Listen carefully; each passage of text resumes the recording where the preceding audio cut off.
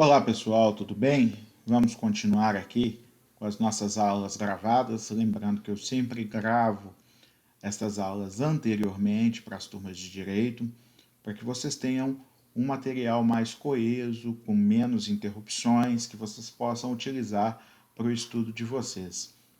Posteriormente, no horário de aula, nós vamos ter encontros ao vivo, em que esse conteúdo vai ser repetido, não da mesma forma, óbvio, a gente não ia fazer a mesma coisa duas vezes, mas eu vou fazer de uma forma mais interativa com vocês, falando menos do conteúdo de forma densa e mais interagindo, uma forma mais participativa. Bom, estamos chegando ao capítulo 9, né, do nosso estudo. Lembrando que o meu número de capítulo não é o mesmo número dos livros. Eu estou seguindo a ordem dos assuntos, né, mas não a ordem numérica. Isso eu faço porque eu decidi gerar uma ordem cronológica de capítulos que não tenha reinício. Então, não vou ter unidade 2, capítulo 1, ok?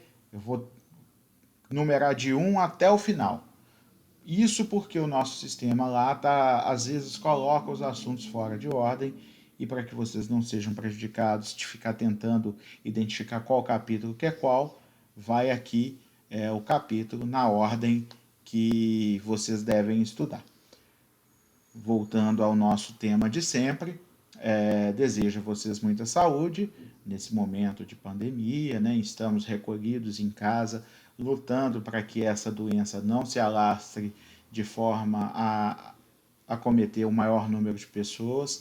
Vamos tentar reduzir isso ao mínimo possível e dar nossa contribuição para que a sociedade tenha a vitória sobre esse vírus. Tá ok? Hoje nós terminamos de falar sobre as modalidades das obrigações e vamos falar agora da transmissão das obrigações. Tá? Então, na transmissão das obrigações, nós vamos falar sobre 3 assuntos, que é cessão de crédito, cessão de débito ou assunção de dívida e cessão de contrato.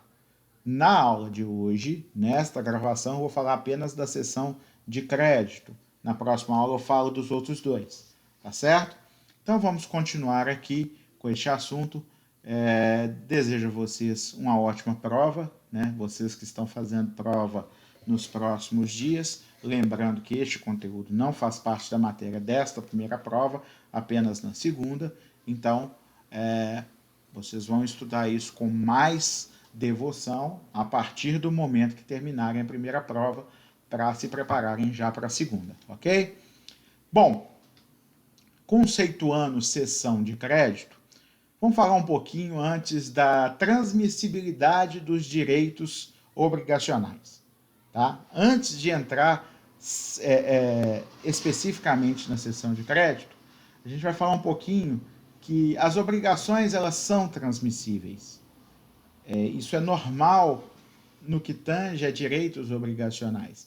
É próprio de qualquer direito patrimonial, e as obrigações, o direito obrigacional é um direito patrimonial, é próprio do direito patrimonial a transmissibilidade.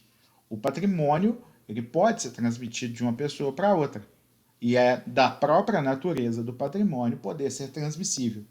Então, o crédito representa um valor patrimonial. Sendo assim, ele vai ser considerado transmissível, certo? Vai poder ser transmitido para outra pessoa. Então, esse comércio do crédito, isso pode ser chamado de um comércio, onde uma pessoa vende o seu crédito para outra pessoa, ou uma pessoa transmite o seu crédito para outra pessoa, ok? Esse é o dizer de Karl Larens, está aí no slide, então vocês vão poder entender dessa forma. Partimos desse pressuposto. O crédito é transmissível, pode ser transmitido a outrem. O ato com o qual a gente denomina a transmissão de uma obrigação é denominado de cessão, ok? Então, nessa transferência desse negócio jurídico de ceder o crédito, nós vamos ter 3 personagens, em que quem cede o crédito, o antigo credor que cedeu o crédito para outro, vai ser chamado de cedente.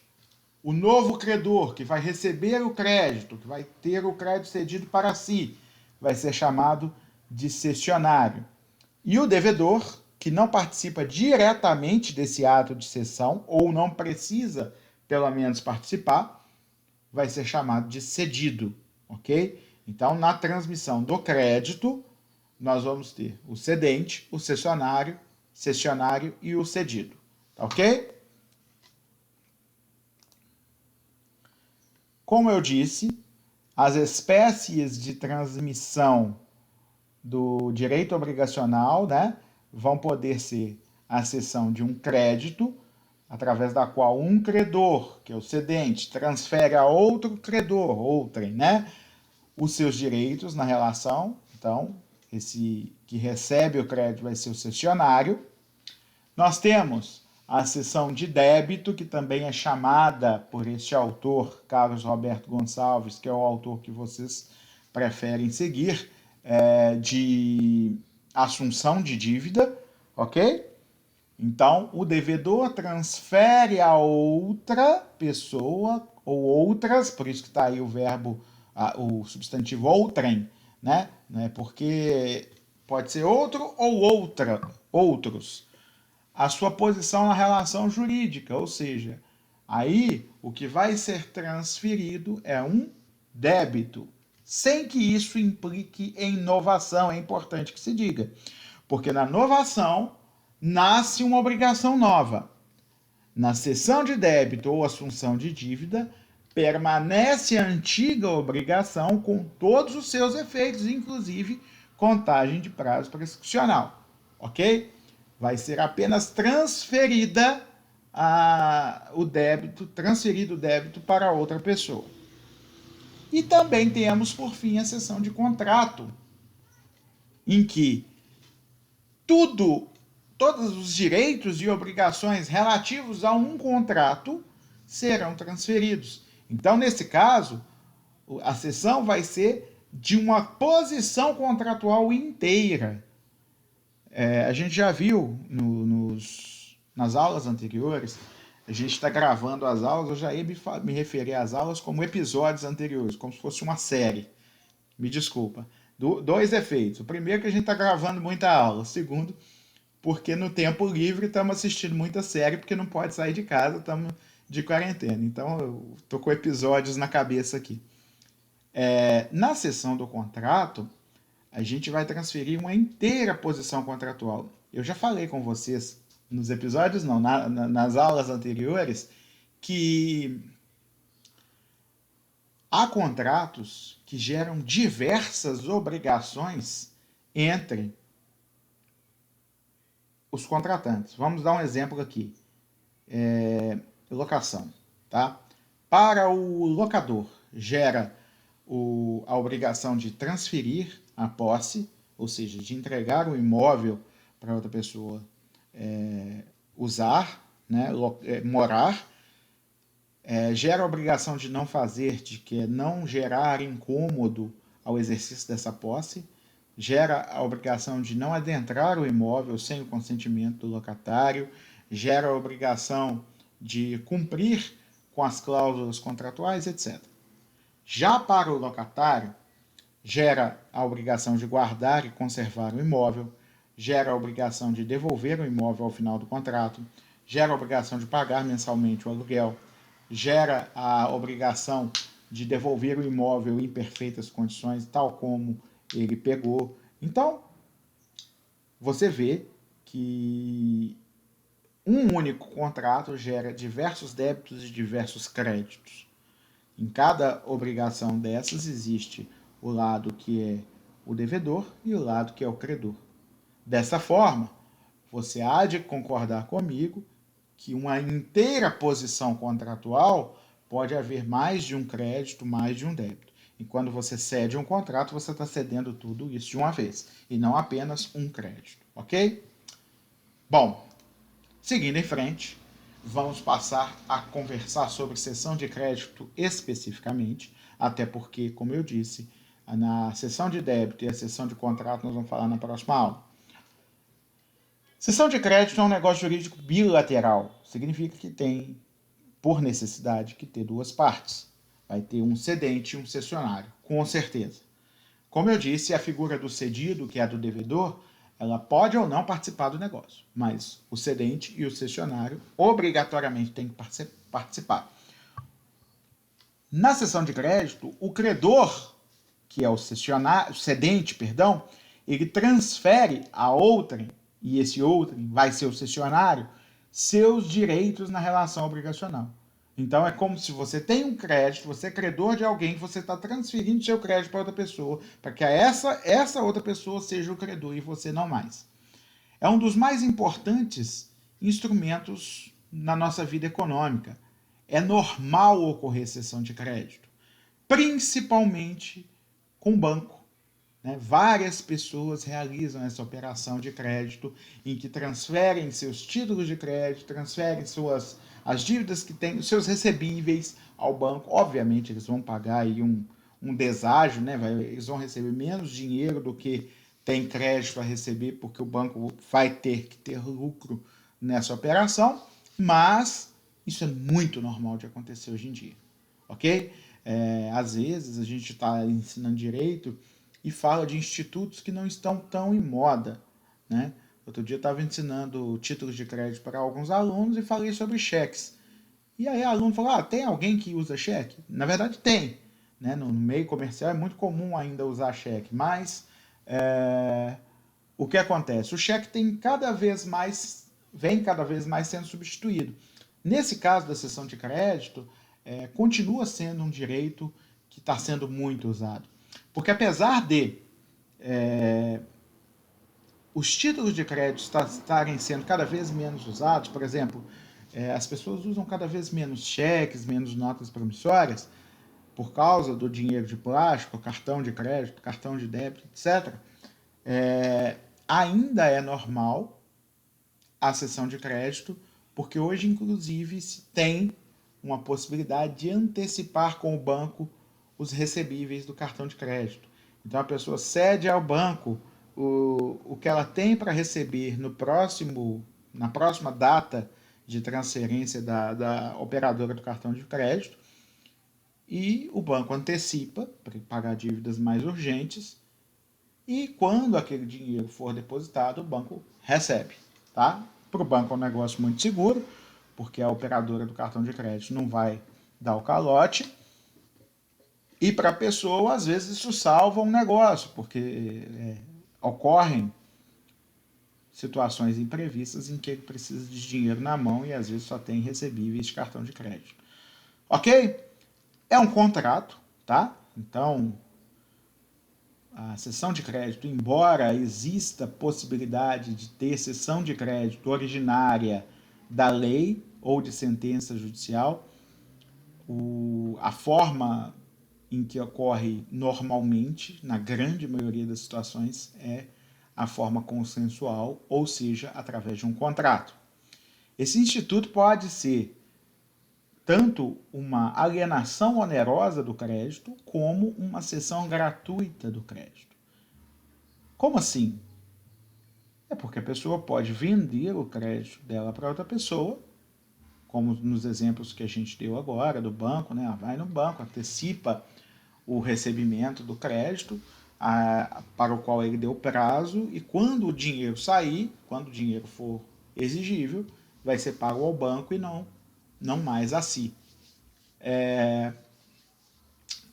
Quanto também pode ser a título gratuito. Como assim? Olha, pode ser uma doação. Imagine que um comerciante queira se aposentar e deixar o filho em seu lugar. Ok? Ele tinha vários títulos e direitos que iam ser recebidos em seu nome, este comerciante.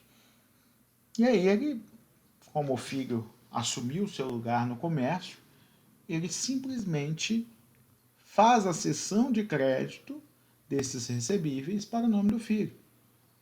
Isso pode ser feito, certo? Então, é um exemplo apenas. Nesse caso, não é oneroso, porque ele está doando o negócio para o filho. Ele quer viver a vida de aposentado dele. Imagine que esse comerciante ele já fosse aposentado pelo sistema de previdência, ele está passando aquele comércio para o filho dele de forma gratuita e não está recebendo nada por isso, está dando um presente para o filho, para aquele filho que ele deseja que tome um rumo na vida, que ele assuma os negócios da família, e aí ele não cobra nada por isso, já tem a vida feita, vai viver sua aposentadoria, faz isso gratuitamente. Oh, gente, esse barulho que deu aqui agora foi um estouro de escapamento, tá? Acontece. A gente está gravando aqui durante o dia, então pode acontecer, tá certo? Não vou editar, não vou tirar nada, ok? Vamos seguir em frente. Outra característica que ressalta os olhos na cessão de crédito é que ela ocorre independentemente da anuência do devedor. Ou seja, o devedor, na cessão de crédito, ele é pessoa estranha ao negócio, ok? E o negócio de cessão de crédito é estranho ao negócio original, à dívida original que existia entre devedor e credor. Então, o vínculo jurídico que existia entre aquele devedor e aquele credor pode ser transferido para outro credor sem que aquele credor tenha que anuir. Certo? A questão é, o devedor, que é o cedido, ele não participa necessariamente da cessão de crédito, que inclusive pode ser realizada sem a sua anuência, ok? Entretanto, devendo ser comunicado dela, da cessão, para que pague para a pessoa certa, sendo inclusive considerado válido o pagamento feito ao antigo credor se ele não foi informado. Isso quer dizer o seguinte: se o devedor foi notificado da cessão e pagou para o cedente e não para o cessionário, para quem deveria pagar, esse pagamento vai ser considerado inválido e vai ter que pagar de novo.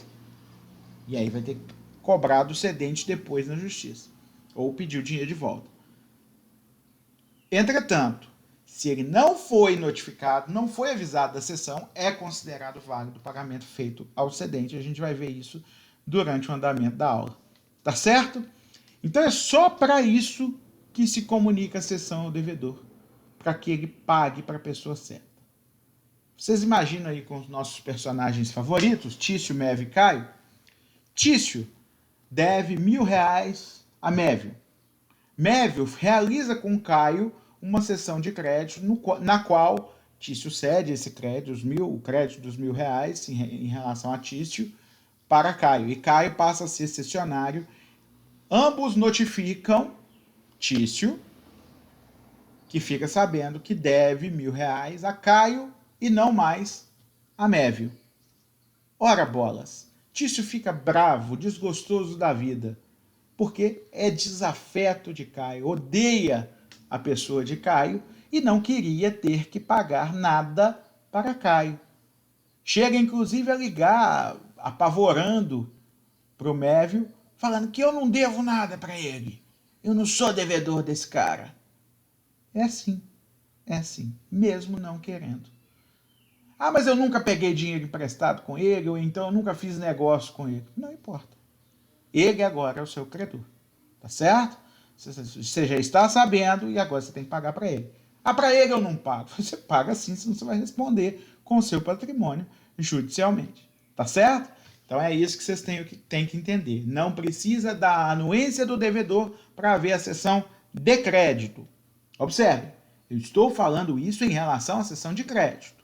Cessão de débito ou assunção de dívida é diferente. Aí vai precisar de anuência do credor, sim. No caso aqui, nós estamos falando de cessão de crédito. Não precisa da anuência do devedor. Bom, vamos diferenciar a cessão de crédito de alguns institutos parecidos. Tá? Ela parece com uma venda, embora não seja, né? Normalmente compra e venda se realiza em relação a bens corpóreos, né? Mas a cessão de crédito tem por objeto um bem incorpóreo, né? Que é um direito, é um crédito, ok? Nesse caso, embora seja diferente, é bem parecido com uma venda qualquer, né? Ela distingue também de uma novação subjetiva ativa. Novação, como eu expliquei, é uma extinção da obrigação anterior e a criação de uma nova para ocupar seu lugar.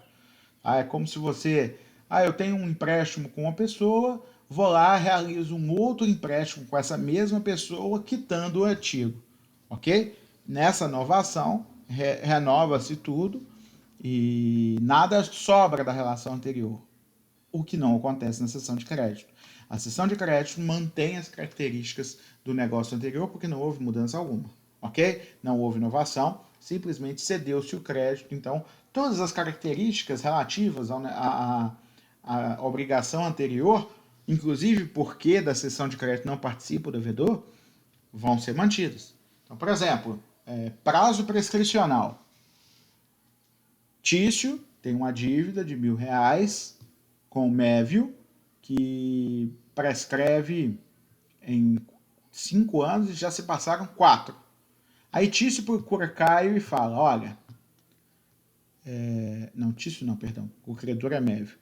Mévio procura Caio e fala, vou ceder a você essa dívida, você tem 1 ano para cobrar, porque já correu 4 anos do prazo prescricional. Mévio, Caio aceita e recebe cedido a ele o crédito. O prazo prescricional nem se interrompe, certo? Continua correndo da mesma forma, porque não houve nenhuma causa interruptiva da prescrição, nem suspensiva, ok? Então, nesse caso, é diferente a novação da cessão de crédito, porque na cessão de crédito continua existindo o mesmo crédito, só que com um sujeito ativo diferente, e na novação é substituído tudo, tá? Passa a existir uma nova obrigação, ok? Bom, a vontade de inovar é essencial para que ocorra a novação, o que o direito chama de animus novandi, a vontade de realizar uma nova obrigação para substituir a anterior. Aí vamos dar uma lida no artigo 287, salvo disposição em contrário, na cessão de um crédito abrange-se todos os seus acessórios. O que significa isso? Qualquer acessório que venha junto com o crédito, fiadores, juros, cláusulas penais e etc., qualquer cláusulas acessórias de um negócio acompanham o negócio e só vai ser substituído o nome do credor, ou seja, o sujeito ativo da obrigação. Também não se confunde a cessão de crédito com a subrogação legal.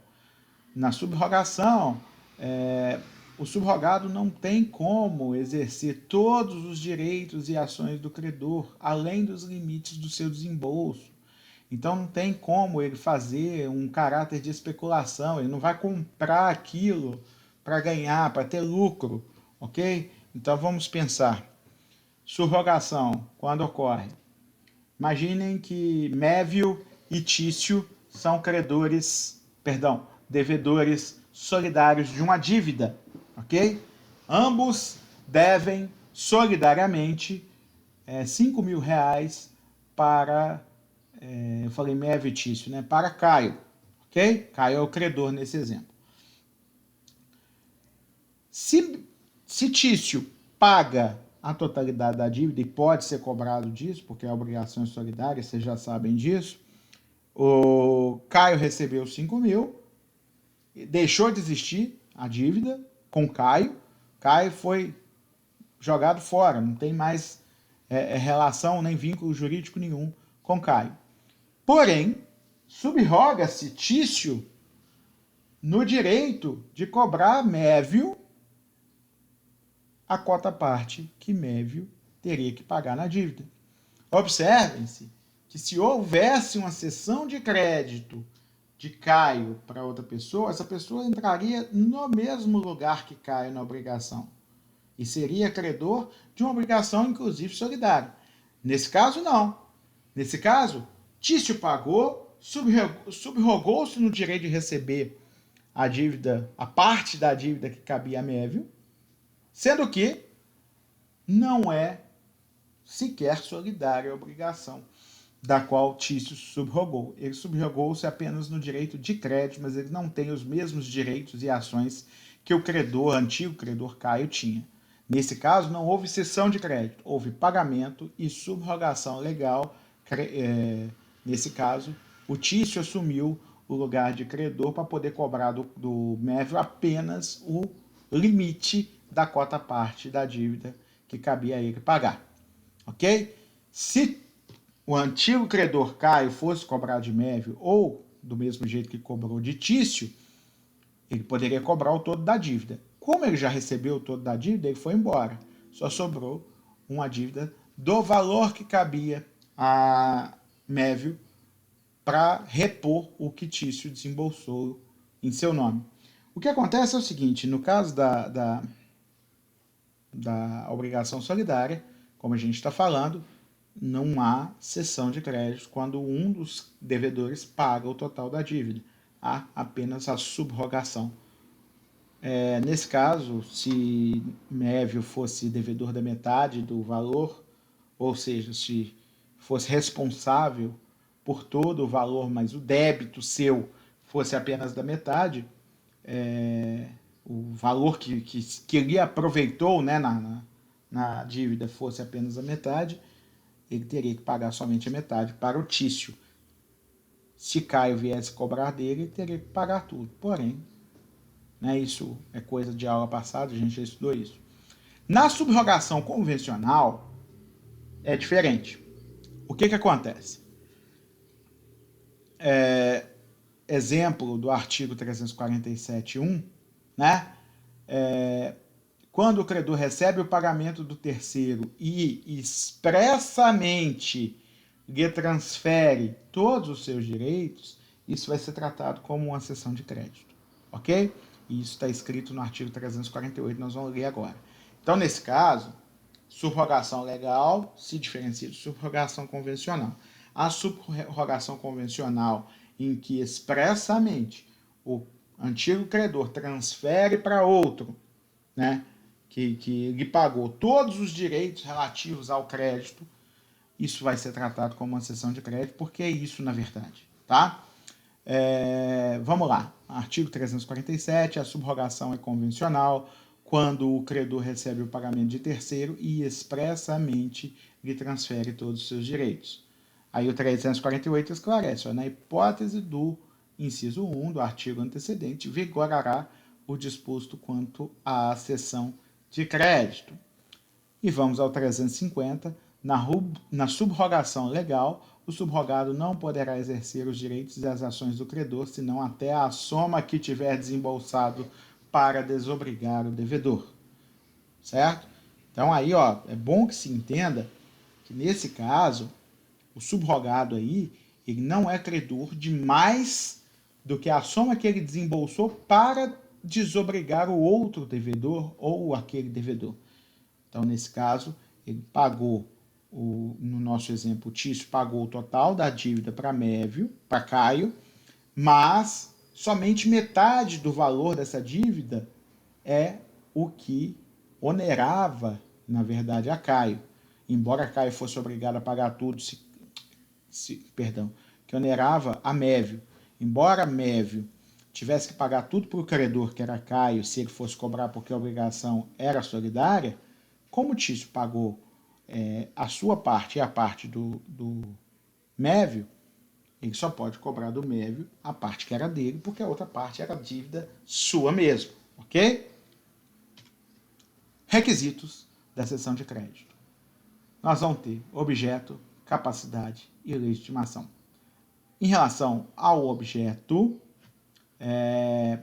o que se observa é que a natureza da obrigação, tá, tem que ser compatível com a cessão.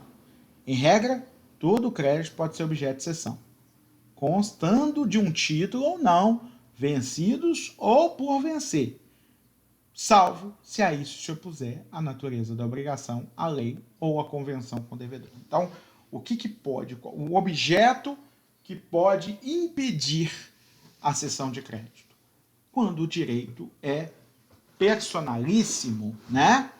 Por exemplo, direito a nome, direito a alimentos, né? Direito à vida, eles são direitos que não são alienáveis, portanto, não sendo alienáveis, não vão poder ser objeto de cessão de crédito. Então, um menor que recebe pensão alimentícia de seu pai, ele não pode simplesmente chegar para outra pessoa e falar assim, olha, vamos fazer um negócio aqui, você me transfere esse carro e eu transfiro para você o meu direito a receber os alimentos do meu pai. Esse pai vai continuar pagando pensão para esse menor e esse terceiro não vai poder exigir nada desse pai. Por que não vai poder exigir nada do pai? Porque a cessão da pensão alimentícia, dos alimentos, ela é impossível juridicamente. Ok? Então vamos lá. A cessão ainda pode ser total ou parcial. Total, quando a totalidade do crédito for cedida e aquele antigo credor que agora tornou-se cedente deixar de fazer parte da relação. Parcial, quando apenas parte do crédito for transferida para aquele cessionário, e aí ou o cedente continua fazendo parte da relação como co-credor de parte da dívida, e aí a dívida se divide em duas, ou este cedente vai ceder a outra parte do crédito, porque a cessão foi parcial, para outra pessoa, da mesma forma, a dívida vai ser dividida em duas. A cessão abrange os acessórios, como juros, garantias, etc. E aí, se houver, por exemplo, uma hipoteca, uma fiança garantindo o pagamento, aquele cessionário que tornou-se credor vai ter direito a manter essa hipoteca garantindo o pagamento, ou vai ser afiançado, né? vai manter o direito de receber do fiador se o devedor principal não pagar. Como eu disse, há créditos que não podem ser cedidos por natureza, né? Então aí eu já falei do nome, dos alimentos, normalmente direitos personalíssimos, né? Direitos da personalidade, aqueles direitos pessoais em sentido estrito, né? Como são direitos não patrimoniais, direitos personalíssimos que a gente fala, direitos da personalidade e os direitos de família, né? Então, pensões alimentícias, etc. Ok? Bom, não podem ser cedidos também, por natureza, os créditos a vencimentos de funcionários ou créditos por salários, certo? Então, eu não posso comprometer o meu salário, eu não posso simplesmente chegar lá e falar, olha, eu cedo para você o direito de receber o meu salário. Então, a partir de agora, o meu patrão vai ter que pagar para você e não para mim. Isso não existe, não é permitido. Perdão, me deu vontade de bocejar aqui, nem é sono, simplesmente aconteceu. Então, créditos por salários não acontece, não pode ser transferidos. Direitos sem valor patrimonial, né? E créditos vinculados a fins assistenciais. Também não podem ser cedidos créditos que não possam ser individualizados, pois a cessão é negócio em que as pessoas precisam saber o que estão recebendo e o que estão cedendo, é um negócio dispositivo. Então não vale cessão de créditos futuros de um negócio ou de colheitas futuras de uma fazenda, certo? É necessário saber exatamente o objeto da cessão. Em virtude da lei, não pode haver cessão de um direito de preempção ou preferência do artigo 520. O que é direito de preempção ou preferência? É o direito de se manifestar primeiro em relação a alguma coisa. Esse direito de preferência acontece muito, por exemplo, no direito do locatário comprar um imóvel com preferência no caso de venda e outras hipóteses, né? Nesse caso, esse direito de preempção ou preferência não pode ser cedido. Em relação ao artigo 520, depois vocês vão fazer a leitura desse artigo. O benefício de justiça gratuita também é personalíssimo, né? E é concedido atualmente pelo artigo 98 do Código de Processo Civil, e ele foi primeiramente disciplinado na Lei 1060 de 50, E essa lei 1060 de 50, no seu artigo 10, falava que o benefício da justiça gratuita não poderia ser cedido a ninguém.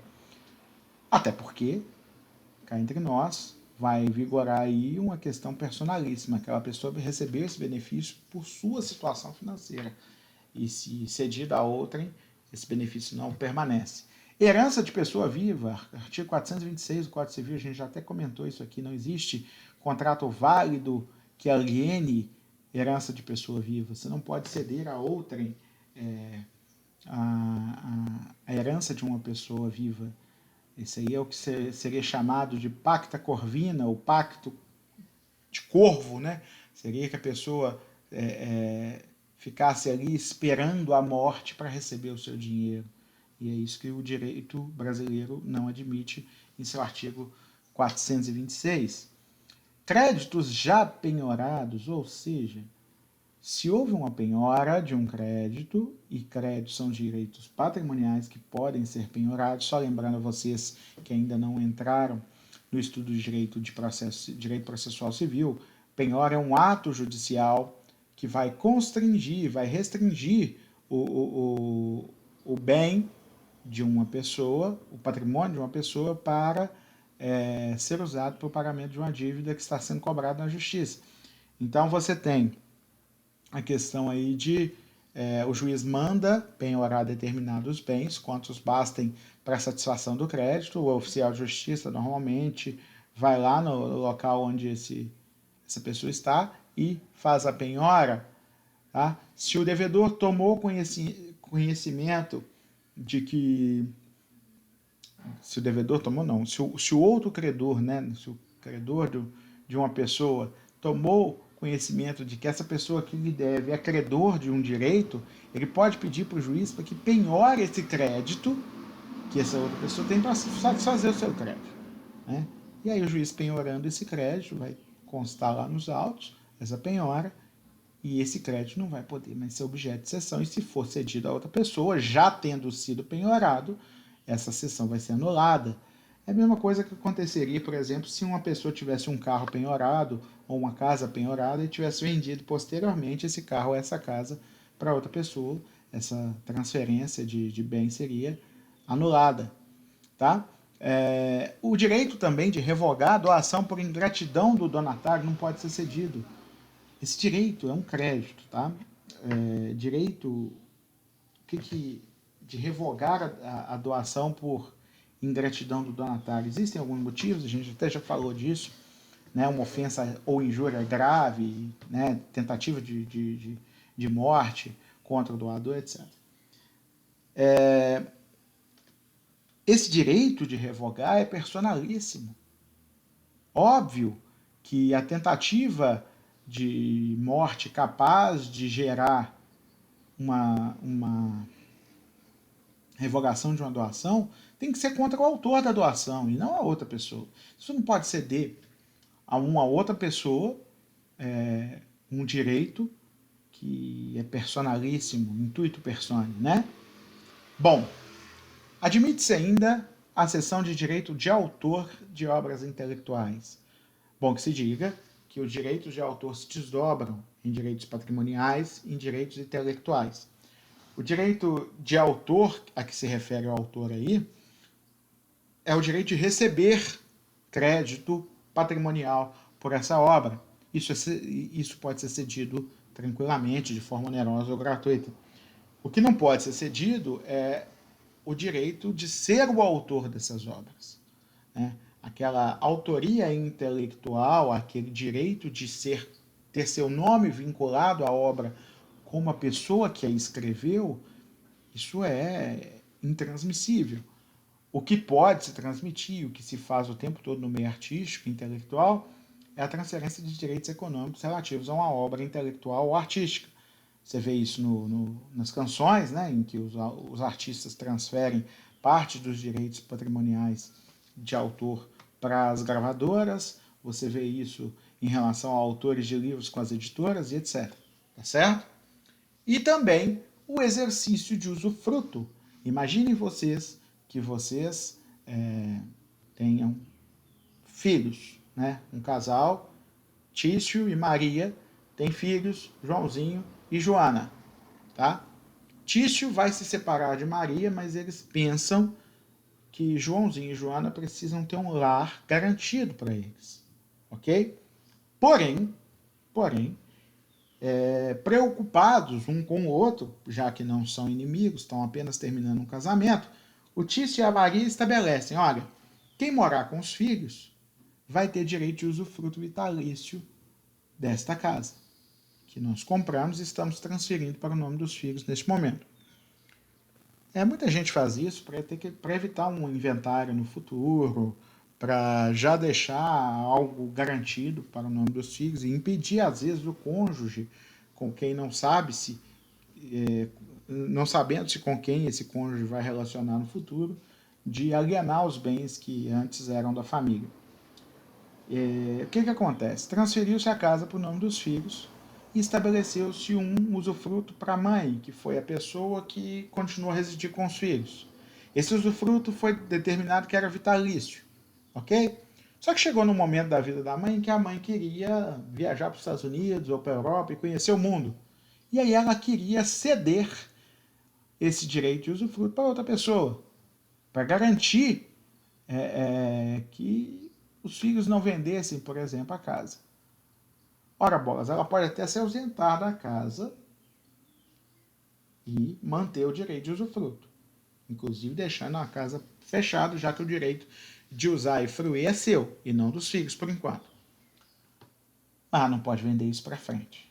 Ela não pode chamar alguém e falar, olha, eu estou querendo viajar para a Europa, eu preciso de dinheiro, eu tenho aqui esse direito de usufruto, você vai ficar aqui o resto da sua vida, você só não pode vender, porque a casa vai continuar sendo dos meus filhos, mas o direito de usar e fruir vai ser seu o resto da vida. Não pode. Certo? Então o exercício de usufruto é intransferível por cessão de direitos. A pessoa que exerce o usufruto, ela é credora de um direito, né? Ela tem um crédito favorável para si, que é um crédito que obriga os donos da propriedade a não fazer, né, a tolerar o uso da propriedade, a permitir, né, que ele use, porém, ele tem o direito de usar e fruir, mas ele não tem o direito de dispor, ok? Ainda pode-se determinar a incessibilidade do crédito por convenção das partes. Tá? Essa decisão de não tornar cedível o direito, né? Não poder ceder o direito, ela pode ser convencionada num acordo entre as partes. Mas a cláusula proibitiva da cessão não pode ser oposta a um cessionário de boa-fé se não constar no instrumento da obrigação. Então, o que acontece? As pessoas estabelecem um crédito, tá certo? Estabelecem de boca que esse crédito não pode ser cedido a ninguém, ok? E no papel, no contrato que gerou esse crédito, só tem a existência do crédito, não fala que ele é gravado com incessibilidade. O que significa que se esse crédito for cedido, ainda que de má fé, pelo cessionário, pelo cedente, o cessionário de boa fé não vai poder ser prejudicado, porque não constava do documento, do instrumento da obrigação. Ok? Então, ali naquele papel tinha um crédito, uma obrigação, mas não tinha ali nada mencionando sobre incessibilidade do crédito. Tá certo? Bom, a cessão, ela importa em alienar bens. Então, isso significa que o cedente tem que ser pessoa capaz e legitimada. Senão, o negócio jurídico é inválido. A gente já viu isso lá no artigo 104 do Código Civil. Ok? A incapacidade aí, ela é aquela incapacidade que a gente estudou no primeiro período do curso. A incapacidade civil para realizar negócio. Só que a legitimação, ela depende de outras coisas que não apenas a capacidade. Legitimação, nesse caso, implica em várias outras coisas, e não apenas ser capaz.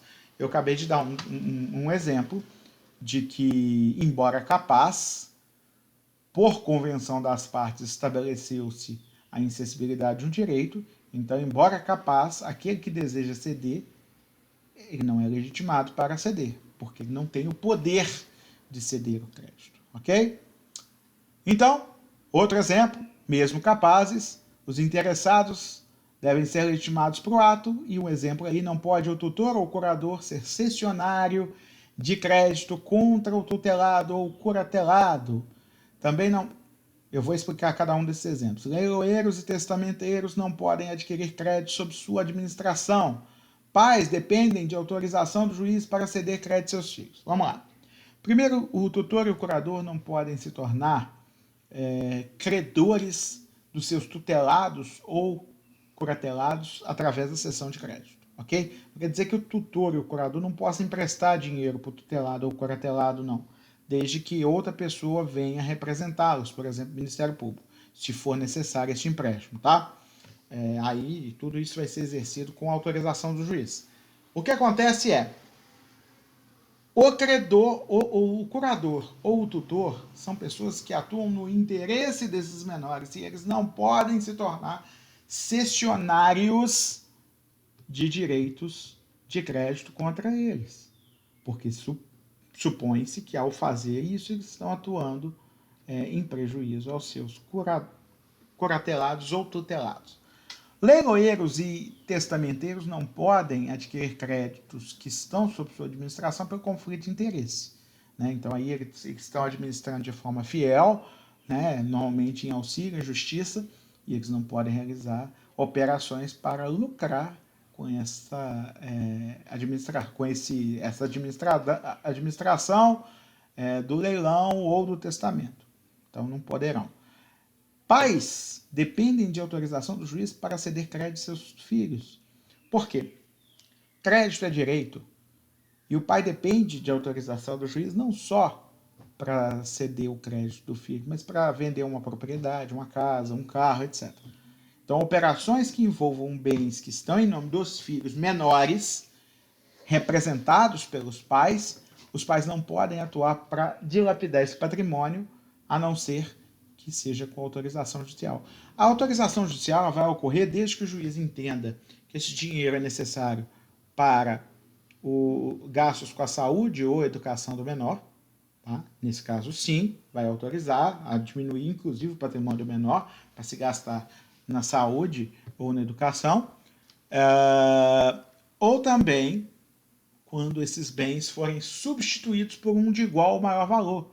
Às vezes o pai quer vender um crédito do filho de 100 mil reais, ceder esse crédito para alguém onerosamente, recebendo o valor em troca, para comprar um apartamento para o filho. E esse apartamento valoriza mais do que os juros desse crédito. Isso é uma segurança maior para esse menor. Então o juiz autoriza nesses casos, ok? Espécies de cessão de crédito. Bom, como eu disse, o normal é que a cessão de crédito seja convencional, né? Podendo, contudo, ser legal ou judicial, mas o normal é que seja convencional, a maior parte dos casos vai ser convencional. Ela vai poder ser onerosa ou gratuita. Onerosa é quando o cedente recebe algo em troca, e gratuita quando ele dispõe de forma gratuita do crédito, tá? Obviamente, a cessão onerosa é a que mais ocorre, né? Bom, na cessão a título oneroso, o cedente garante a existência e a titularidade do crédito no momento da transferência. Observe que, ao realizar a cessão do crédito, o cedente não só garante a existência desse crédito, garante que esse crédito não é inexistente e garante também a sua titularidade, ou seja, eu estou cedendo para você algo que é da minha titularidade, eu posso ceder, ok? Nas cessões a título gratuito, o cedente ele só é responsável se tiver procedido de má fé. Aí, a má fé dele pode prejudicar o cessionário. E, nesse caso, ele vai responder. Exemplo de procedimento de má fé do cedente. Cedeu um crédito penhorado. Tá? Uma pessoa cedeu para outra um crédito penhorado né? E esse crédito essa cessão acaba sendo anulada, mas ela tinha sido praticada com má fé. Se ele procedeu de má fé, ele vai ser punido e vai responder pelo valor da cessão. A cessão de crédito voluntária também pode ser total ou parcial, ok? A lei nem se refere diretamente em nenhum artigo sobre a cessão parcial, mas quem pode o mais, pode o menos. Isso é um ditado, um brocardo jurídico, né? Se eu posso ceder todo o meu crédito, eu posso ceder parte dele, ok? Quando se cede apenas parte, o cedente vai reter a outra parte, podendo permanecer na relação obrigacional ou ceder a parte que ficou consigo para outra pessoa. Se ele ceder para outra pessoa, vai dividir-se a obrigação em duas, e aí o devedor vai ter que pagar cada parte ao seu legítimo credor. Lembrando que a divisibilidade das obrigações é presumida. A solidariedade não é presumida. Isso é importante, hein? Então, se a obrigação é solidária, a cessão de parte do crédito, né, vai manter características de solidariedade, porém, somente em relação à parte do crédito cedido. Então, o cessionário de 50% da dívida vai poder cobrar esse 50% de qualquer um dos co-devedores, se houver solidariedade passiva. Ok? Bom, não havendo solidariedade expressa, presume-se a divisibilidade. E aí, presumindo-se a divisibilidade, o devedor tem que pagar a cada credor a sua parte cabível. Ainda pode-se ter, além da convencional, a cessão de crédito legal e judicial. Em muitos casos, a transmissão do crédito opera-se não por vontade das partes, como na cessão, mas por força de lei. E aí temos exemplos de cessão legal. Letra A.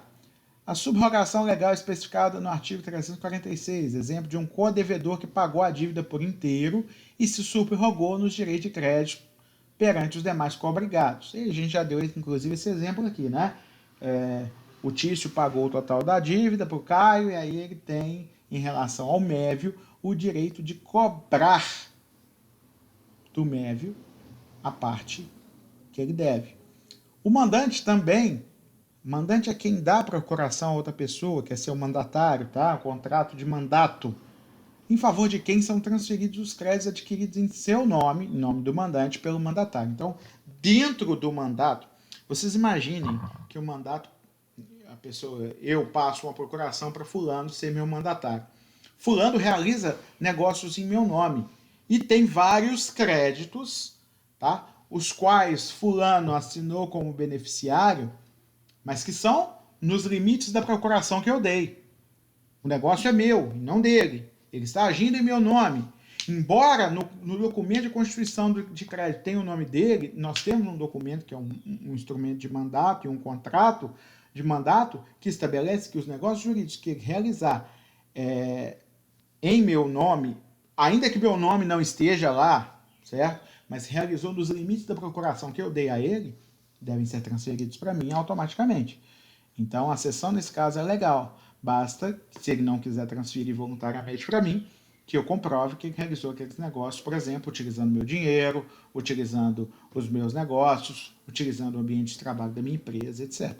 Tá? Então, se ele agiu dentro dos limites do mandato que eu outorguei a ele, ele vai ter que transferir o título para mim, e se não transferir voluntariamente, eu consigo isso por lei.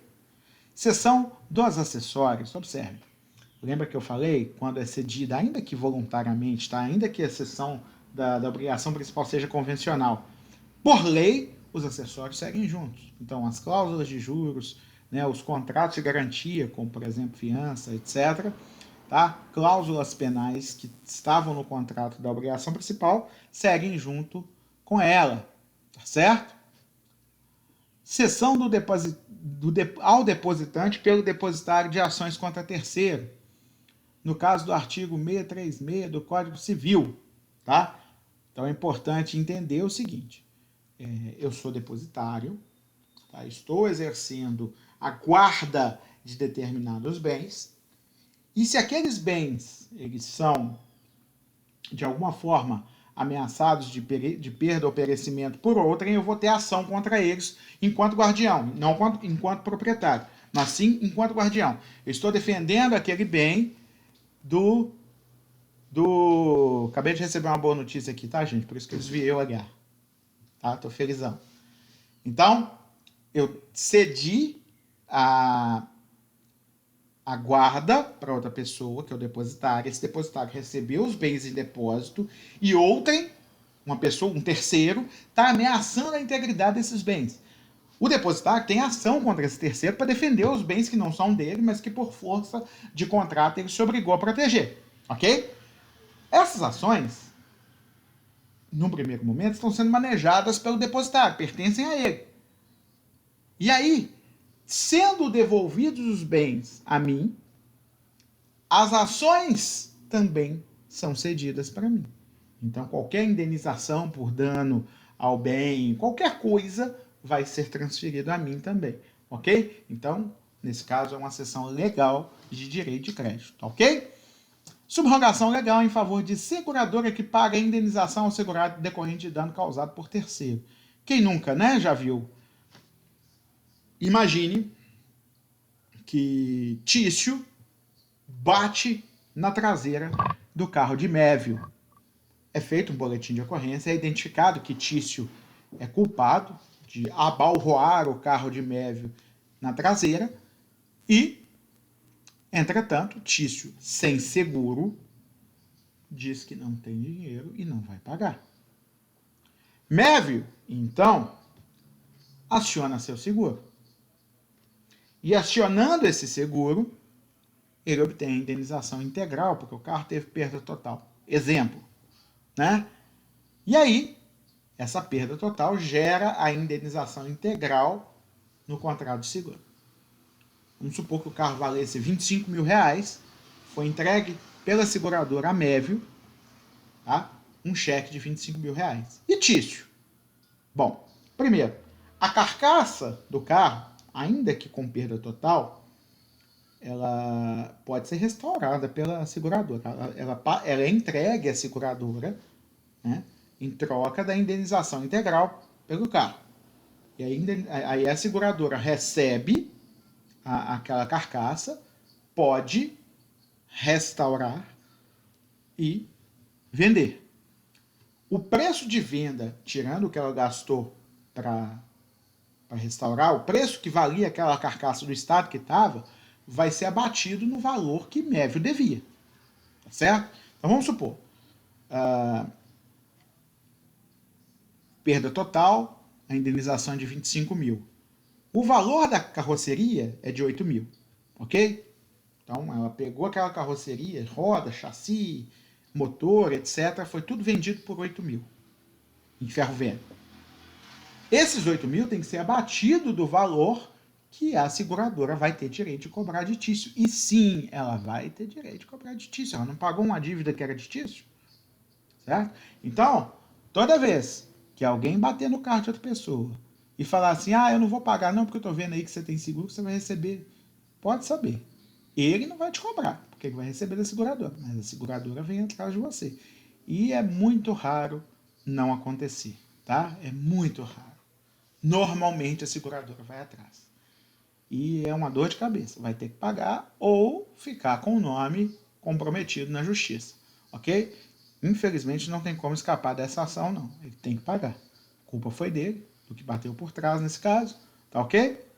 Então, a seguradora subrogou-se no direito de crédito que antes era de Mévio. Ela pagou a indenização para a Mévio e subrogou-se no direito de crédito de receber o valor que Tício deveria ter pago a Mévio pela batida. Ainda tem a hipótese de cessão judicial, quando a transmissão do crédito é determinada pelo juiz. Isso ocorre, por exemplo, na adjudicação, né? Por exemplo, credores de um acervo, né? Nesse caso, quando eles recebem um determinado acervo de bens para compensar ou para abater, amortizar uma dívida ou para pagar uma dívida, os direitos relativos aos créditos também podem ser transferidos por essa cessão judicial, podem ser adjudicados pelos credores da dívida. E também na prolação da sentença destinada a suprir uma declaração de cessão por parte de quem é obrigado a fazer. Aqui a gente está na hipótese de uma cessão de crédito convencional, em que as pessoas combinaram uma cessão, porém tenha recebido sua parte o cedente, e aí na hora de dar a declaração, de assinar o papel cedendo o crédito ao cessionário, ele se nega a fazer isso, aí o cessionário é obrigado a entrar na justiça para pedir que o crédito seja cedido a ele, e a sentença supre essa declaração, essa ausência da declaração por parte do cedente. Ok? Bom, o 298 do Código Civil trata de um caso típico de transmissão provisória por via judicial para adaptar a penhora do crédito à solução válida para o pagamento efetuado pelo devedor na ignorância da apreensão judicial do crédito. O que acontece? Se o crédito foi penhorado, tá, por outrem, obviamente o pagamento deveria ser feito em juízo, já que o crédito está penhorado, tá? Então, embora houvesse essa transmissão temporária, porque a penhora ainda não é a transmissão da propriedade, é simplesmente a apreensão judicial de um bem, no caso, um crédito. Havendo essa apreensão judicial desse crédito, o que vai ter que fazer o devedor? Vai ter que ser intimado pelo juiz, né, para pagar em juízo e não mais pagar ao antigo credor, porque esse bem, esse crédito foi penhorado. Tudo bem? Nesse caso, se o devedor faz um pagamento ao antigo credor de boa fé, porque ainda não tinha sido intimado da penhora, ele não pode ser prejudicado por isso, né? Ignorando a apreensão judicial do crédito, ele não vai poder ser prejudicado por isso. É disso que trata o 298 do Código Civil. A cessão de crédito ainda pode ser de duas espécies, pró-soluto e pró-solvendo. Na pró-soluto, o cedente garante apenas a existência do crédito sem responder pela solvência do devedor. Vamos dar um exemplo. É uma cessão pró-soluto e é mencionado que o cedente garante a existência e a titularidade do crédito no momento da cessão de crédito, mas não garante a manutenção da solvência por parte do devedor. Imagine que a obrigação é a prazo e que ainda não é exigível, e que nesse momento ele é solvente, mas lá na frente você não garante que ele vai ser, porque ele é uma pessoa desorganizada, ele pode entrar em uma derrocada financeira. Ok? Na cessão pró-solvendo, o cedente obriga-se a pagar se o devedor ficar insolvente. Então ele torna-se garantidor do pagamento e não apenas da existência e titularidade do crédito. Tá? Então na cessão pró-soluto, o cedente garante apenas hoje o crédito existe e hoje ele me pertence, então eu posso transferir para você. Tá? Só isso. Acaba aí a garantia dele. Na cessão pró-solvendo, isso tem que estar constando no título, porque a gente já falou que não é presumível isso. Além de garantir a existência e titularidade do crédito, ele garante que o cara vai pagar. E se não pagar, ele paga. Ok? Nesse caso, o cedente assumiu o risco da insolvência do devedor e vai pagar se o cessionário tentou cobrar do devedor e não conseguiu receber. Ok? Artigo 288, vamos falar agora das formas da cessão de crédito. Tá? O 288 fala assim: é ineficaz em relação a terceiros a transmissão de um crédito se não celebrar-se mediante instrumento público ou instrumento particular revestido da solenidade do parágrafo 1º do artigo 654. Então, nós vamos agora destrinchar isso aqui em dois. Primeiro, se for feita a cessão de crédito mediante instrumento público, ela é eficaz em relação a terceiros. Ponto. Se ela for feita por instrumento particular, somente será eficaz em relação a terceiros, a quem não participou do negócio, se revestido da solenidade do parágrafo 1º do artigo 654. Nós vamos falar dele agora aqui. Todas as pessoas capazes são aptas para dar procuração mediante instrumento particular, que valerá desde que tenha assinatura do outorgante. Então, aí agora nós temos que falar, aí agora, o instrumento do parágrafo 1º. O instrumento particular deve conter a indicação do lugar onde mora, onde foi passado, a qualificação do outorgante e do outorgado, data e objetivo da outorga e designação e extensão dos poderes conferidos. Nesse caso, a cessão de crédito vai ter que se revestir dessas solenidades desse parágrafo 1º para valer mediante terceiros. Tá ok? Bom que se diga. Quando eu digo ser ineficaz em relação a terceiros, estou querendo dizer terceiros estranhos à relação principal. Para que a cessão seja eficaz mediante o devedor, basta que ele seja notificado. Ele notificado vai ter que pagar para o cessionário e não mais para o cedente. Tá ok? Bom, a cessão legal e a judicial não se subordinam, obviamente, a essas mencionadas exigências. A cessão de títulos de crédito é feita mediante endossos. Vocês vão estudar títulos de crédito no Direito Empresarial 2, salvo engano, tá? Então, quando você vai transferir um título de crédito que seja nominal a esse beneficiário, que é o credor, esse beneficiário, que vai ser cedente, que vai ser endossante, ele tem que endossar o título mediante a sua assinatura no verso do título e a indicação do novo beneficiário, que vai ser o endossatário, tá? No caso, o cessionário do crédito. Então, crédito representado por títulos de crédito pode ser cedido também, tá? A questão é como que é feita a cessão. Se o título de crédito for nominal, tiver o nome do beneficiário escrito no título, tem que ser feito o endosso do título para que ele possa ser transferido para outra pessoa. A aquisição de título à ordem, por meio diverso do endosso, tem efeito de cessão civil. Está no artigo 919 do Código Civil. Porque o que acontece? O título à ordem é aquele título que você admite a transferência dele por endosso, tá? Vocês podem pegar uma folha de cheque, quem não tiver, pede o pai, pede algum parente que ainda use cheque. Você vai pegar o cheque, vai estar um campo lá para colocar o nome do beneficiário, nominal a fulano de tal. No final dessa linha tem escrito lá, ou a sua ordem. Essa é a cláusula à ordem, né, que a gente chama. A cláusula que permite que o título seja endossado a terceiros, transferido por endosso. Obviamente, se o título é a ordem, ele deve ser transferido por endosso. Porém, não é proibida a aquisição de título de outra forma. Para que ele seja adquirido de outra forma, ele tem que ser adquirido através de instrumento de cessão civil. Então, aí, a cessão vai ter que ser feita da forma que é feita a cessão civil. Ok?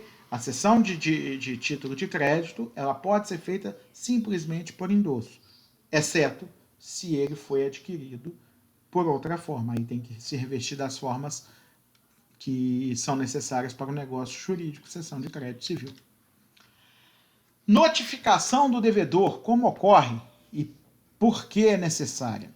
290 do Código Civil, tá? A cessão de crédito não tem eficácia em relação ao devedor, senão quando a este notificada. Isso significa que a notificação do devedor é necessária para que ele seja obrigado a pagar para o cessionário e não mais para o cedente, tá? Mas por notificado se tem o devedor que, em escrito público ou particular, se declarou ciente da cessão feita. Então não precisa ser feita uma notificação formal se o devedor simplesmente deu ciência num escrito público ou particular. Então, caso esse devedor tenha participado do negócio dando a sua ciência ou em um termo anexo ele deu a sua ciência mencionando que ele estava ciente da cessão de crédito, ela já tem valor, ela tem eficácia em relação a esse devedor e ele deve pagar ao novo credor, que é o cessionário, tá? Artigo 292. Fica desobrigado o devedor que, antes de ter conhecimento da cessão, paga ao credor primitivo, ou que, no caso de mais de uma cessão que lhe foi notificada, pagar ao cessionário que apresentou o título da cessão, aquele título da obrigação cedida. Ok? Então, vamos lá. Entender. Tício cedeu um crédito para Mévio, o devedor é Caio. Caio não está sabendo de nada, não foi avisado. Foi lá e pagou para Tício. Não devia pagar para Tício, tinha que pagar para Mévio, mas ele ainda não sabia disso. Tá? Tício devia ter alertado ele na hora que ele foi pagar, mas Tício estava agindo de má fé. Então aí o que acontece? Esse pagamento de Caio a Tício de uma cessão, tratando-se de uma cessão de crédito que não foi notificada a Caio, é válido. E aí Mévio vai ter que se virar para receber de Tício. Vou explicar por que tem a validade. Não é só o cedente que tem a obrigação de notificar o cedido, tá? O cessionário também. Então, se o cessionário foi inerte, da mesma forma que o cedente o foi, o pagamento feito a esse cedente, que em tese seria irregular, como o cedido, que é o devedor, não sabia de nada, vai ser considerado válido este documento, esse pagamento.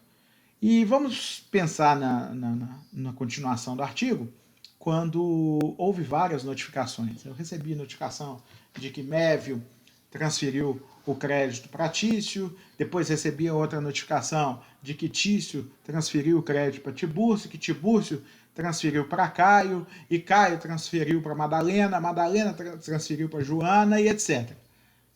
Eu já não sei mais com quem que esse crédito está, de tantas vezes que ele foi transferido, ou parte dele foi transferida a um e outra parte a outro. Gerou uma panaceia aí de cessões e aquisições de crédito que eu não faço mais ideia para quem que eu tenho que pagar. Eu vou pagar para quem chegar e apresentar o título da cessão, ok? Quando o crédito constar de escritura pública, prevalece a obrigatoriedade e a prioridade da notificação. Porque aí, se a cessão ela é feita por escritura pública, eu ainda posso ir lá e conferir, né? Então, eu fui notificado e aí que a cessão de crédito foi feita por escritura pública. Havendo dúvidas, eu vou lá e confiro para quem que eu tenho que pagar. Bom, 293. Independente do conhecimento da cessão pelo devedor, pode o cessionário exercer atos conservatórios do direito cedido. O que acontece? É aquela questão de, né, a pessoa que tem uma expectativa de direito ou tem um direito que, embora já incorporado a seu patrimônio, ainda não pode ser exercido, de qualquer forma ele pode exercer atos de conservação do seu direito. O que são atos de conservação? Você percebe que aquele direito está sendo ameaçado. Você vai lá e conserva, toma medidas cabíveis para conservar. A gente pensa muito em cessão de crédito quando a gente fala de dinheiro, mas a gente já viu no nosso estudo que crédito não é só de direito. Imagine que a cessão de crédito foi feita do crédito de um cavalo, tá? E você percebe que o cavalo está sendo mal cuidado pelo devedor. E aí, você, cessionário, embora esse devedor ainda não tenha sido notificado da cessão de crédito, você, preocupado com o que esse devedor faria com esse cavalo, sabendo que você é um desafeto dele, por exemplo, você toma medidas judiciais para garantir a saúde do cavalo. É possível, tá? Mesmo ele ainda não sendo notificado, ele não é obrigado a te pagar sem saber que você se tornou cessionário, né? O pagamento feito ao cedente será válido. Entretanto, você já pode agir desde o momento que tiver recebido a cessão, mesmo ainda não notificado o devedor, para proteger o seu crédito. Bom, exceções oponíveis ao cedente, pessoais, só são oponíveis ao cedente. Exceções oponíveis ao cessionário, que sejam pessoais, só serão oponíveis ao cessionário. Então, se eu tinha uma exceção pessoal contra o cedente e esse crédito foi cedido, eu não posso opor ao cessionário essas exceções pessoais.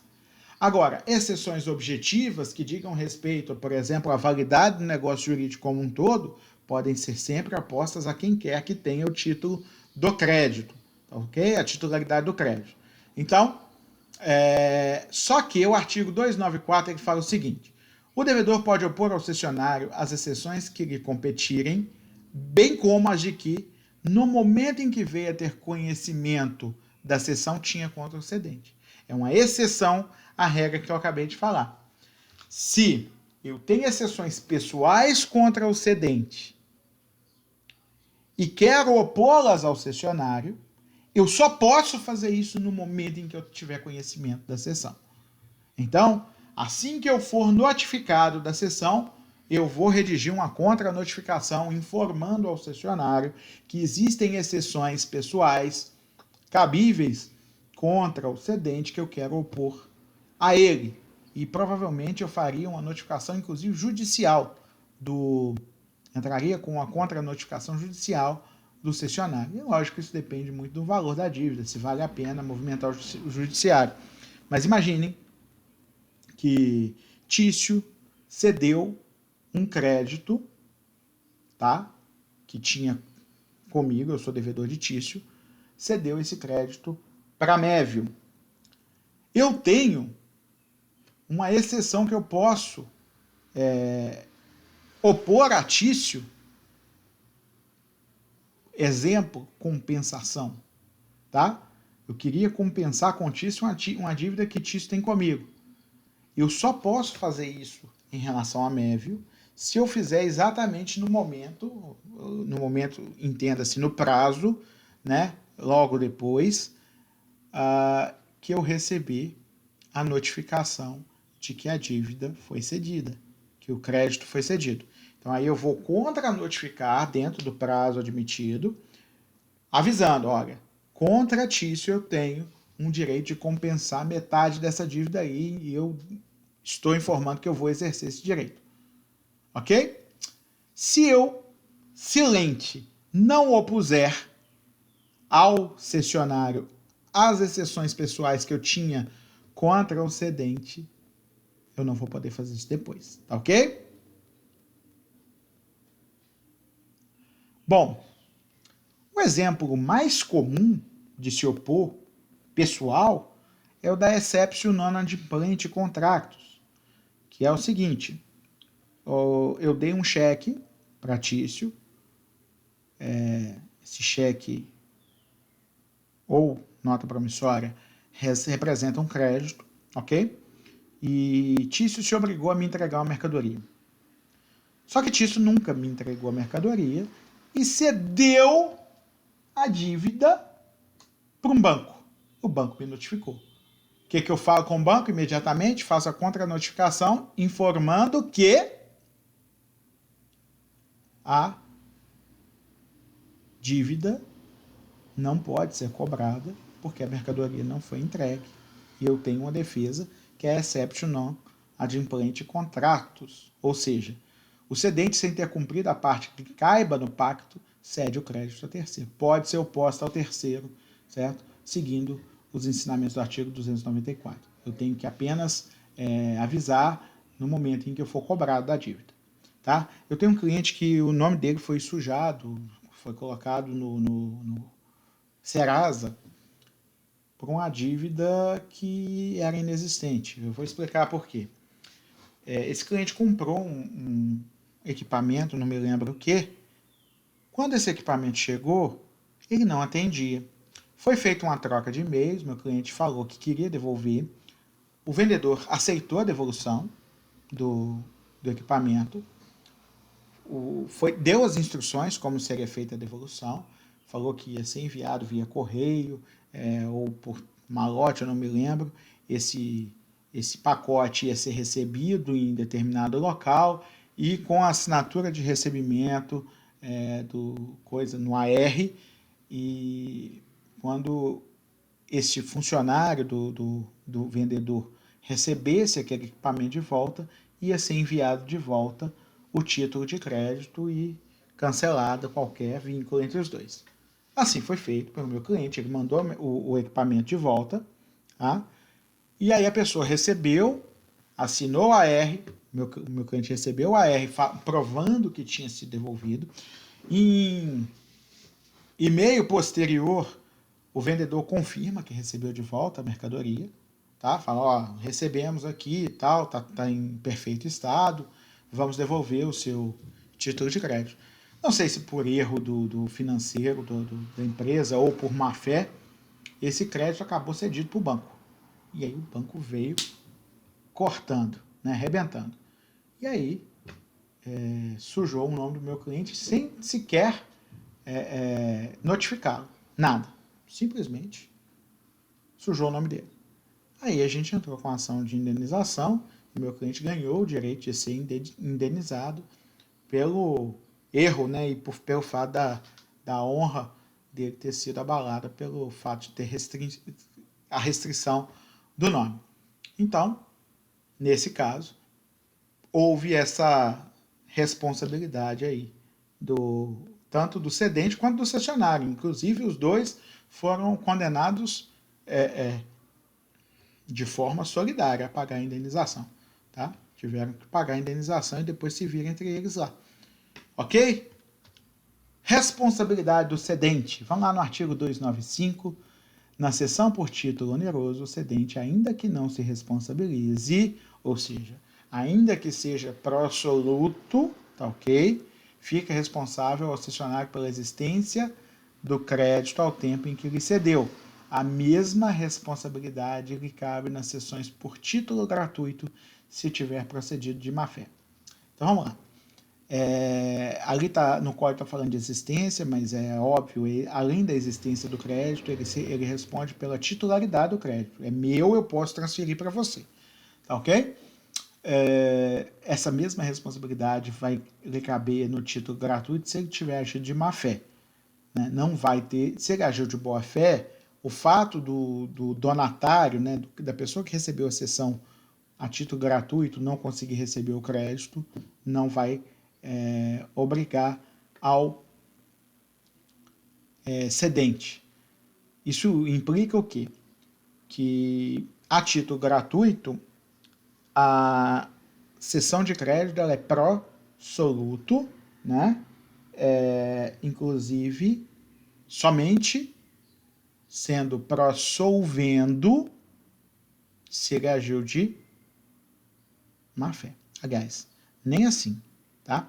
Se o devedor se tornar insolvente, nem se ele agiu de má fé, ele é obrigado a pagar. Não é pró-solvendo, não, perdão. Vai ser pró-soluto se ele agiu de boa ou de má fé. Mas ele responde pela existência do crédito a título gratuito no momento da cessão, se ele agiu de má fé. Ok? Se o devedor se tornou insolvente depois, aí a título gratuito ele não vai responder por nada, a não ser que ele se responsabilize textualmente, falando, ó, se ele não te pagar, eu te pago. Tá ok? Então, cessão de crédito pró-soluto, artigo 295. Na cessão de crédito pró-soluto, o cedente se responsabiliza pela titularidade pela existência do crédito. Se ele falar responsabilizando-se pelo pagamento da dívida, se o devedor não tiver condição de pagar, a cessão vai ser considerada pró-solvendo e aí ele vai ter que pagar de qualquer jeito se o cara não pagar. Tá ok? 296. Salvo estipulação em contrário, o cedente não responde pela solvência do devedor. Acabamos de falar isso. Tá? Para ser pró-solvendo, tem que conter essa menção no instrumento da cessão. Se não tiver estipulação de que ele vai responder pela solvência do devedor, não vai ser obrigado a pagar. E por fim, 297, o cedente é responsável ao cessionário pela solvência do devedor, ou seja, no caso de ser pró-solvendo, ele não responde por mais do que ele recebeu. Isso é normal, porque às vezes as pessoas cedem crédito por um valor menor. Vamos pensar. O banco está adquirindo um crédito para lucrar, né? Vamos supor que eu tenho um crédito de 20 mil reais, mas eu queira receber imediatamente e vou ceder esse crédito para o banco, né, me responsabilizando pelo pagamento, pela insolvência do devedor, mas o banco só me deu 15 mil reais por esse crédito. Ele está me comprando por 15 mil um crédito de 20. Tá? E aí chega no dia de pagar, o banco não recebe nada. Eu só recebi 15, então eu tenho que pagar os 15 mais correção monetária mais juros. Eu não tenho que pagar 20 mais correção monetária mais juros. Tá certo? Só para entender que eu respondo perante o cessionário somente pelo que eu recebi. Tá ok? Mas eu vou ter que ressarcir as despesas da sessão e aquelas que o cessionário tiver feito com a cobrança, inclusive judicial. Então, tudo que ele gastou eu vou ter que pagar. O que eu não vou ter que pagar é o valor integral se ele não me pagou esse valor integral. Tá? Então, aí tem um exemplo do que eu acabei de falar, exatamente o mesmo exemplo, só que o banco pagou 16 mil em vez de 15, tá? O crédito de 20 mil pagou 16 mil, e aí é normal isso acontecer, porque o banco visa lucro, mas lá na questão é importante que o banco entenda que a cobrança que ele faz do cedente, né, essa responsabilidade do cedente pela solvência do devedor, ela não é de satisfação da integralidade do crédito, ela é de indenização. E aí, no caso da indenização, ela não tem que satisfazer a integralidade do crédito. Não necessariamente, tá? Indenização pelo dano sofrido pelo banco. Qual foi o dano sofrido pelo banco? Foi o valor que ele pagou. Tá ok? Bom, isso quer dizer que o fato do cedente se tornar responsável pela solvência do devedor não torna ele um devedor da dívida, que é obrigado a pagar o valor principal. Não. Tá? Ele também não é um devedor solidário. Também não. Ele só pode ser obrigado a pagar se o devedor principal não tiver condição, né, tiver sido decretada e provada a insolvência dele, e além disso, só vai ser obrigado a pagar o dano que o cessionário teve, incluindo o valor que ele pagou pela dívida, né, pela cessão de débito, e também o valor que ele gastou para cobrar isso judicialmente, tanto de um quanto de outro. Além disso, arcando também com os juros e correção monetária. Tá ok? Isso está nessa menção que a gente fez do artigo 297. E por fim, para terminar, a gente vai falar do artigo 298, que uma vez penhorado o crédito, ele não pode mais ser cedido pelo credor que tiver conhecimento da penhora. Imaginem que Tício seja devedor de Tibúrcio, Tibúrcio está cobrando a dívida na justiça. Só que Mévio tem um débito com Tício, e esse crédito que Tício tem em relação a Mévio, ele pode ceder para quem ele quiser, enquanto esse crédito não for penhorado por Tibúrcio lá naquele processo judicial. Imaginem que Caio chega nessa história e se oferece para comprar o crédito de Tício. O crédito de Tício. Tício, sem saber que houve penhora sobre seu crédito, ele transfere esse crédito, cede esse crédito para Caio. A questão é, a transferência do crédito, a cessão de crédito, só vai ser válida se o Tício ainda não tinha conhecimento da penhora. A partir do momento que Tício tem conhecimento da penhora, e normalmente ele tem logo que é penhorado, porque ele está ciente dos atos processuais, ele não pode realizar mais a cessão do crédito, e ainda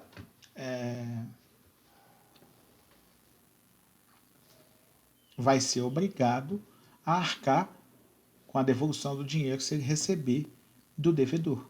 Porque se o devedor ainda não tinha sido intimado da penhora de forma a não pagar para o Tício, e sim depositar em juízo, porque o valor estava penhorado, o pagamento que ele fizer é válido, tá ok? E o devedor vai ficar exonerado do pagamento, se ele ainda não tivesse sido intimado a pagar em juízo e não ao devedor.